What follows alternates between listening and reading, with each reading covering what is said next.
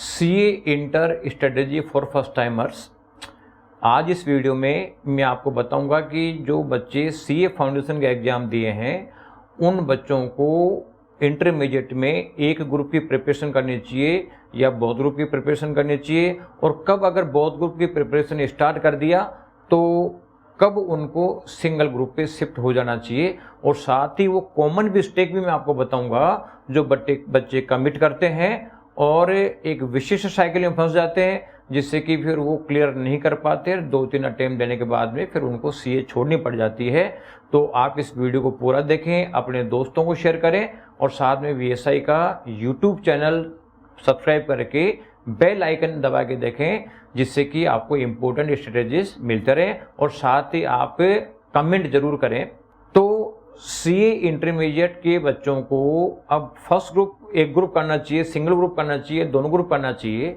तो इसके लिए हमारे को दोनों के कुछ प्रोस कॉन्स देखने पड़ेंगे। जैसे बोथ ग्रुप की प्रिपरेशन करते हैं तो क्या क्या फ़ायदे होते हैं और क्या नुकसान है और या क्या दिक्कत आती है, और सिंगल ग्रुप में क्या फ़ायदे हैं क्या नुकसान है। तो सबसे पहले अपन देखते हैं कि बोथ ग्रुप के फ़ायदे क्या हैं। तो देखो, आज 6 सब्जेक्ट है आप लोगों के। पहले जो है 8 सब्जेक्ट होते थे, आज आपके 6 पेपर्स हैं। और अभी आप प्रिपरेशन स्टार्ट कर देते हैं तो आपके पास में 11 मंथ का टाइम है। अब इसकी जो स्ट्रेटजी होती है उसमें लगभग 5.5 मंथ में तो आपकी क्लासेज होती है, कोचिंग होती है, और लास्ट के जो 4.5 महीने 5.5 महीने हैं, 5.5 मंथ है, वो आप लोगों का रिवीजन करने के लिए होता है। और उस पीरियड में आप 4 बार रिवाइज कर सकते हो, और ये कन्फर्म है कि 4 बार रिवीजन कर लिया तो इसका मतलब है कि वो एग्ज़ाम पास किया जा सकता है। तो अब ये आपका जो बहुत ग्रुप की तैयारी है, तो कुल मिला के जो ये पहले टाइम का जो टाइम है ये पूरा फिक्स टाइम है और अपने को 11 मंथ का टाइम मिल रहा है। और अगर मान लीजिए आप सिंगल ग्रुप की तैयारी करते हैं तो 11 मंथ में आप एक ग्रुप पढ़ेंगे, और आपका जैसे अभी मई 25 का एग्ज़ाम दिया, मई 26 में आपका एक ग्रुप का एग्ज़ाम हो जाएगा। तो आप ये मान लो कि 11 मंथ में एक ग्रुप को किया, तो दूसरे अगला जो ग्रुप है उसमें क्या उम्मीद करते हो, कितना टाइम चाहिए?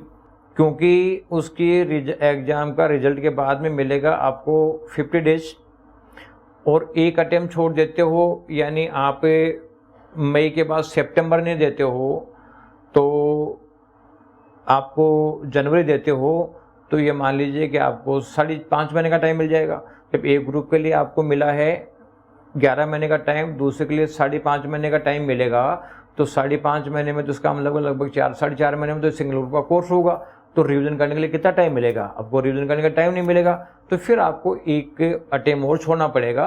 यानी मई 26 अगर इंटरमीडिएट का एक ग्रुप देते हो तो मई 27 में फिर इंटरमीडिएट का दूसरा ग्रुप दोगे, यानी 1 साल का टाइम पड़ जाएगा। यानी ये गैप है 1 साल का होगा कम से कम, अगर पास होना चाहते हो तो। और अगर आप चाहोगे कि नहीं मैं तो इसके बाद अगला ग्रुप एग्जाम दे दूंगा, तो ध्यान रखना एग्जाम आप दो केवल एग्जाम को पास करने के लिए, केवल और केवल एग्जाम में बैठने के लिए एग्जाम देने से कोई फ़ायदा नहीं होता है। लेकिन फिर बच्चों को क्या रहता है कि यार हमारा तो टाइम वेस्ट हो रहा है, 2 अटेम्प्ट खराब हो जाएंगे, और बच्चे रेगुलरली देते हैं और फिर वो ए ग्रुप जो है कभी पास नहीं हो पाता और बच्चों को सीए छोड़नी पड़ जाती है। इसलिए जो 11 महीने का टाइम है वो बोथ ग्रुप की प्रिपरेशन करने के लिए सफिशिएंट टाइम है, इसलिए बोथ ग्रुप की ही प्रिपरेशन आपको स्टार्ट करनी चाहिए। अब रही बात कि दूसरा जो बेनिफिट मिलता है वो मिलता है कंपनसेशन का बेनिफिट है, ऑफसेटिंग का बेनिफिट है। जैसे आप एक एक ग्रुप करके देते हो तो 300 नंबर का पेपर है, हर पेपर में 40 मार्क्स और ओवरऑल 150 मार्क्स चाहिए। और अगर बोथ ग्रुप का पेपर देते हो तो इसका मतलब है कि 600 में से 300 नंबर चाहिए और हर पेपर में मिनिमम 40 मार्क्स चाहिए। अब कई बार ऐसा हो सकता है कि मान लो पहला ग्रुप का पेपर दिया, सब में 40-40 नंबर आ गए, 120 आ गए, अकेला देते तो नहीं हो पाते। लेकिन जो अगले ग्रुप है सब में 60-60 आ गए, तो कुल मिला के मिनिमम 40%, ओवरऑल 50% का क्राइटेरिया पूरा हो गया और आप लोग पास हो जाओगे। तो यानी ऑफ सेटिंग का बेनिफिट जो है वो आपको बोथ ग्रुप में मिलता है। तीसरा जो है वो ये है कि आजकल कंपटीशन का टाइम है। अब सीए चाहे डिग्री कॉमन हो, लेकिन सबका वैल्यू अलग अलग होता है। जिस बच्चे ने सीए इंटर और फाइनल रैंक के साथ क्लियर करी उसका वैल्यू अलग होगा, जिसने बोथ ग्रुप पहली बार में पास किया उसका वैल्यू अलग होगा, जिसने एग्ज़ाम दिया लेकिन फेल हो गया, उसका वैल्यू अलग होगा, और जो एग्ज़ाम देने की हिम्मत ही नहीं कर पाया बहुत ग्रुप की, उसका वैल्यू अलग होगा। अब आपको चाहिए कि यार मैं तो सीए का फुल बेनिफिट उठाऊं, तो इसका मतलब है कि क्वालिटेटिव सीए बनना पड़ेगा, और क्वालिटेटिव सीए जब भी बन पाते हैं जब दोनों ग्रुप की एग्जाम देते हैं। यानी कम से कम कंपनी वालों को या जो भी आपके एम्प्लॉयर को ये तो लगना चाहिए एम्प्लॉयर को कि हाँ ये जो स्टूडेंट है ये मेहनत करने में आगे है, डिसीजन लेके और काम करने में बिलीव करता है, डर के मारे पीछे हटने में बिलीव नहीं करता। तो ये पैकेजेज भी फ़र्क पड़ता है। तो ये बेनिफिट है जिससे कि बोथ ग्रुप का एग्जाम देने से आपको बेनिफिट मिलेंगे। अब रही बात कि इस बोथ ग्रुप में देने में प्रॉब्लम क्या आती है। प्रॉब्लम देखो वैसे तो क्या है कि जो ये फर्स्ट टाइमर का जो 11 मंथ का टाइम है सफिशिएंट टाइम है। इसमें प्रॉब्लम कब आती है कि जब इस अभी 1-1.5 महीने का टाइम तो अपन पढ़ेंगे नहीं, इसके बाद में अपन प्रिपरेशन करने लगते हैं तो वो टाइम कम पड़ता है, और कम पड़ता है और फिर अपन सोचते हैं कि यार दोनों ग्रुप दे लें, क्योंकि इंसानी लोभ तो होता है ना कि यार मैं तो कर लूँगा। तो फिर वो कम टाइम में दोनों ग्रुप करने की कोशिश करता है, तो फिर वो ग्रुप पास नहीं हो पाता, और वो भी फिर विशेष साइकिल में फंस जाता है और वो कभी सीए नहीं कर पाता। तो बोथ ग्रुप में ये थोड़ी प्रॉब्लम आती है कि सफिशिएंट टाइम रख के अगर प्रिपरेशन करोगे तो बहुत बढ़िया है, लेकिन अगर टाइम कम पड़ जाता है, अगर आप डिले स्टार्ट करोगे तो टाइम कम पड़ जाएगा, तो फिर ये बोथ ग्रुप निकलना मुश्किल हो जाता है। अब इसमें नेक्स्ट चीज़ मैं बताऊं कि अगर मान लो आपने बोथ ग्रुप की प्रिपरेशन स्टार्ट करी तो एक ग्रुप पे कभी शिफ्ट हो जाना चाहिए। तो आप दोनों ग्रुप की प्रिपरेशन कर लिए, तो जब तक प्रिपरेशन होती है जब तक प्रॉब्लम नहीं होती है। जब रिवीजन के राउंड स्टार्ट होते हैं और रिवीजन करते समय आपको लग रहा है कि यार मैं दोनों ग्रुप को कॉप अप नहीं कर पा रहा हूँ, तो इसका मतलब है दोनों ग्रुप करूँगा तो अगर मैं पास नहीं हो पाऊँगा तो बेटर है कि फिर उस समय एक ग्रुप पे शिफ्ट हो जाएं। लेकिन उससे एक फ़ायदा ही मिलेगा कि आपकी दोनों ग्रुप की तैयारी तो हो गई, अब केवल रिवीजन करने का काम बाकी है। तो रिवीजन करने का काम तो क्या है कि जैसे आपका एग्जाम हो गया एक ग्रुप का, उसके बाद में एग्जाम होते ही या मान लो कि आपको अगले ग्रुप के लिए 3.5 महीने का टाइम मिलेगा। तो इसका मतलब है कि 3.5 महीने में आप उस अकेले ग्रुप की 2-3 बार 3-4 बार रिवीजन कर सकते हो, और वो दूसरा ग्रुप भी अगले ही अटेम्प्ट में निकल जाएगा। तो कुल मिला के जहाँ पे बहुत ग्रुप की प्रिपरेशन स्टार्ट करते हैं और लास्ट में कोर्स कंप्लीट होने के बाद में अपन जब रिवीजन करते हैं दोनों का कॉप अप नहीं कर पाते हैं, उस समय एक ग्रुप पे शिफ्ट हो जाओ और अगला ग्रुप फिर जो है अगले ही अटेम्प्ट में दे लो। तो यानी कुल मिला के एक अटेम्प्ट में नहीं, जैसे आपका मई है तो सितंबर में आपका दूसरा ग्रुप भी हो जाएगा। तो ये बेनिफिट होता है, इसलिए आपको बिगिनिंग में प्रिपरेशन तो अभी स्टार्ट कर देनी चाहिए और दोनों ग्रुप की स्टार्ट करनी चाहिए। तो ये तो हो गया आपका कि एक ग्रुप का कैसे करें।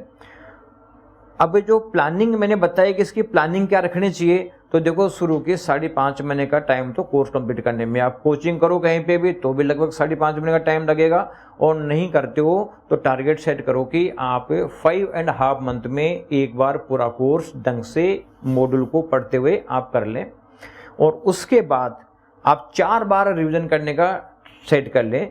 जैसे पहला रिवीजन आप लगभग 10 दिन के गैप में करो, हर सब्जेक्ट को 10-10 दिन में आप रिवाइज करो। अगला रिवीजन जो है वो 5 दिन के गैप में करो, उससे अगला रिवीजन 3 दिन के गैप में करो, उससे अगला रिवीजन 2 दिन के गैप में करो, तो 1.5 डेज में रिवाइज करने की पोजीशन में आ जाओगे।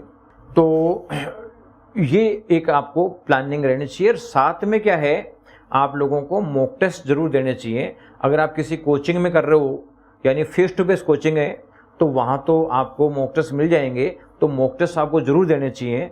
लेकिन अगर आप मान लीजिए सेल्फ स्टडी कर रहे हैं तो भी मॉक टेस्ट तो कहीं ना कहीं से आपको ज्वाइन करना चाहिए, क्योंकि उससे एक तो डिसिप्लिन मेंटेन होता है, और दूसरा राइटिंग स्किल इंप्रूव होती है, और तीसरी है कि मार्किंग स्कीम का भी पता चलता है कि क्या मार्क्स मिलते हैं और क्या नहीं मिलते हैं।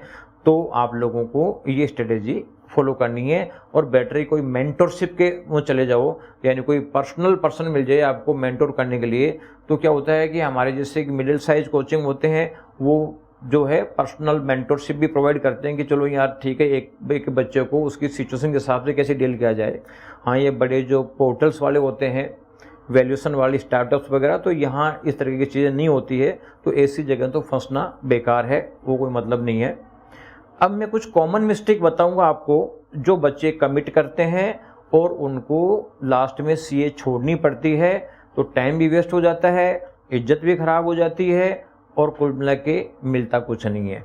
उसमें पहला चीज़ है कि ICAI के स्टडी मटेरियल से डाइवर्जन नहीं। देखो, जो भी मॉड्यूल बेस्ड एग्ज़ाम होती है उसमें रेस्पेक्टिव इंस्टीट्यूट ये कहती है कि भाई ये मॉड्यूल पढ़ो और इस मॉड्यूल को पढ़ के आपको देना है। तो कुल मिला के उनके जो पेपर है वो भी ICAI के स्टडी मटेरियल से बनते हैं, उनके जो आंसर किए वो भी उसी में से बनता है, सारी कंसेप्ट वही हैं। तो ICAI के स्टडी मटेरियल को से डाइवर्ट नहीं होना, उसी को पढ़ना, उसके अलावा कुछ भी नहीं पढ़ना। लेकिन क्या है, कई बार बच्चे अभी स्टार्टिंग में तो स्टार्ट करते नहीं है, बाद में 2 महीने बाद स्टार्ट करते हैं तो बाद में टाइम कम पड़ता है, और कम पड़ते समय बच्चा देखता है कि यार मेरा तो टाइम कम पड़ रहा है, तो फिर वो क्या करता है कि दूसरे दोस्तों को सलाह देते हैं कि यार शॉर्ट नोट्स पढ़ ले, देखिए टीचर के शॉर्ट नोट्स हैं। और एक बार शॉर्ट नोट्स के चक्कर में पड़ गया तो ये मान लो कभी CA नहीं बन पाएगा।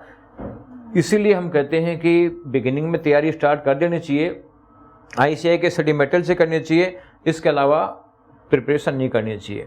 और दूसरा मैंने बताया था आपको कि मॉक टेस्ट, चाहे सेल्फ स्टडी भी कर लो तो भी मॉक टेस्ट तो देना ही चाहिए, क्योंकि मॉक टेस्ट से आप लोगों का डिसिप्लिन मेंटेन होता है, राइटिंग स्किल सुधरती है, स्पीड बढ़ती है।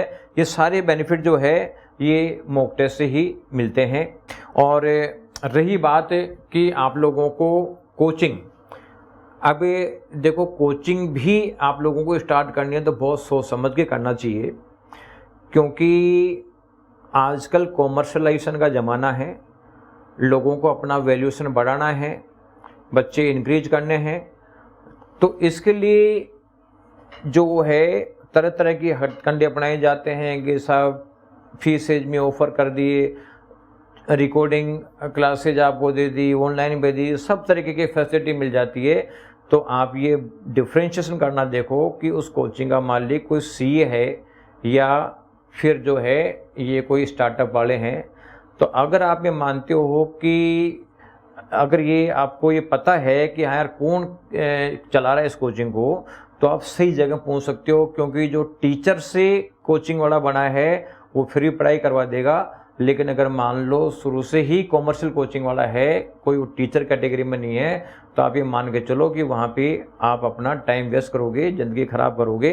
तो ये भी आप लोगों को सोच समझ के, आपको कोचिंग का भी डिसीजन लो तो सोच समझ के करना चाहिए। तो कुल मिला के जो कॉमन मिस्टेक बच्चे करते हैं, गलत कोचिंग में फंस गए तो दिक्कत, अगर आपने लेट चालू किया, रिजल्ट का वेट किया तो दिक्कत, और अगर आपने स्टडी मटेरियल को डाइवर्ट कर दिया तो दिक्कत, अगर आपने मॉक टेस्टों को प्रेफरेंस नहीं दिया तो दिक्कत, और अगर मान लीजिए आपने ये जो भाई शॉर्ट नोट्स पढ़ लिए और इन चक्कर में पढ़ गए तो गलत।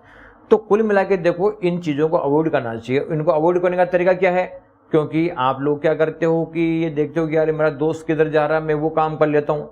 तो ध्यान रखना, 100 में से 90 स्टूडेंट फेल होते हैं, 10 बच्चे पास होते हैं। तो या मेजॉरिटी में जो लोग होते हैं वो फेल होते हैं। तो जो मेजॉरिटी कर रही है वो काम करोगे तो पास नहीं हो पाओगे। पास होने के लिए वो काम करना है जो कम बच्चे कर रहे हैं, लिमिटेड बच्चे कर रहे हैं।